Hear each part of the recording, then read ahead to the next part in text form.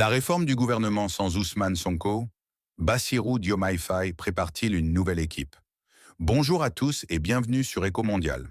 N'oubliez pas de liker cette vidéo, de vous abonner à la chaîne et d'activer la cloche de notification pour ne manquer aucune de nos analyses sur l'actualité africaine et internationale. Depuis plusieurs semaines, les débats s'intensifient au Sénégal. Dans les rues de Dakar, sur les réseaux sociaux et dans les cercles politiques, une question revient sans cesse. Quelle est aujourd'hui la véritable relation entre le président Bassirou Diomaye Faye et son compagnon politique de longue date, Ousmane Sonko? Des rumeurs persistantes circulent depuis le mois de mai 2026. Certaines évoquent une profonde réorganisation du pouvoir, tandis que d'autres parlent d'un éloignement progressif entre les deux figures majeures qui ont porté le projet politique du PASTEF jusqu'à la victoire électorale de 2024.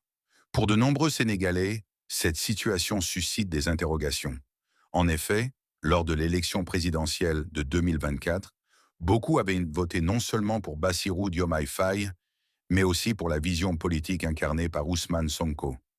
Les deux hommes apparaissaient alors comme les deux faces d'un même projet de transformation du Sénégal. Pendant des années, ils ont partagé les mêmes combats politiques.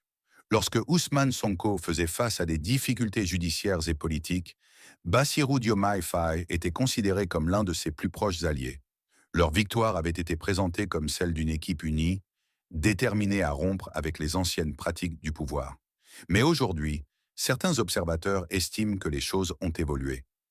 Selon plusieurs analyses relayées dans l'opinion publique, le président Bassirou Diomaye Faye chercherait à renforcer son autorité personnelle et à construire une équipe gouvernementale davantage centrée autour de sa propre vision. Une évolution qui, pour certains, est normale dans la vie politique d'un État. Pour d'autres, elle pourrait être le signe d'une prise de distance avec certains cadres historiques du mouvement. Dans les rues de Dakar, les avis sont partagés.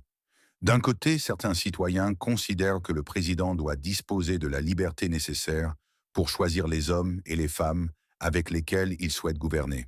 Ils estiment que la responsabilité suprême de l'État repose désormais sur ses épaules et qu'il lui appartient de constituer l'équipe qu'il juge la plus efficace. De l'autre côté, plusieurs sympathisants du PASTEF s'interrogent. Ils se demandent pourquoi certaines figures associées au combat politique mené depuis plusieurs années semblent moins visibles dans les sphères du pouvoir. Ils craignent qu'un éloignement entre les principaux dirigeants du mouvement ne fragilise l'unité qui avait permis la victoire électorale. La question qui revient le plus souvent concerne naturellement Ousmane Sonko.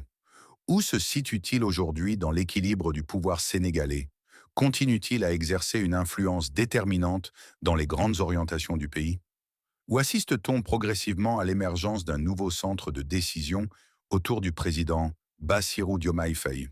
Pour l'instant, aucune déclaration officielle ne confirme l'existence d'un conflit ouvert entre les deux hommes. Au contraire, les responsables du pouvoir continuent d'afficher une image d'unité et de cohésion. Cependant, en politique, les apparences ne suffisent pas toujours à faire taire les interrogations. Les observateurs continuent donc d'analyser chaque nomination, chaque déplacement et chaque prise de parole pour tenter de comprendre les évolutions en cours au sommet de l'État.